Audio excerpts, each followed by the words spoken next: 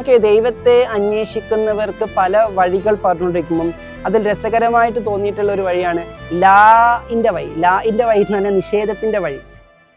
ലാഇൻ്റെ വഴി അല്ലേ, നിഷേധത്തിൻ്റെ വഴി, നെഗേറ്റിൻ്റെ വഴി.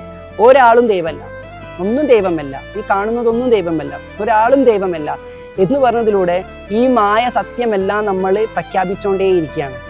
ഇതൊന്നും ദൈവമല്ല, ഇതൊന്നും ദൈവമല്ല, ഇതൊന്നും ദൈവമല്ല, ഇതൊന്നും ദൈവമല്ല എന്ന് പറയുന്നതിലൂടെ ദൈവികമായതിലേക്ക് നമ്മൾ ഇതിനെ എല്ലാത്തിനെയും എടുത്തു വെക്കാണ്. ഇത് ദൈവമല്ലെങ്കിൽ ഇത് എന്നെ എങ്ങനെ ദൈവികതയിലേക്ക് എത്തിക്കും എന്ന അന്വേഷണത്തിലേക്ക് പോകുമ്പോഴാണ് ഇത് എൻ്റെ മകളാണ് എന്നുള്ളൊരു കാര്യം ശരിയാണ്, പക്ഷെ ഇത് ദൈവമല്ല. പക്ഷെ ഈ മകൾ ദൈവമല്ല എന്ന് പ്രഖ്യാപിക്കുന്നതിലൂടെ ഈ മകൾക്കകത്തുള്ള ദൈവികത എനിക്ക് ആർജിച്ചെടുക്കാൻ വേണ്ടി പറ്റും. ആ ദൈവികത നമുക്കിങ്ങ് വലിച്ചെടുക്കാൻ വേണ്ടി പറ്റും, ഇങ്ങ് അബ്സോർബ് ചെയ്തെടുക്കാൻ വേണ്ടി പറ്റും. കാരണം ഈ മകളും ഗർഭസ്ഥാവസ്ഥയിൽ കിടക്കുന്ന സമയത്ത് ദൈവികത അനുഭവിച്ചിട്ടുണ്ട്.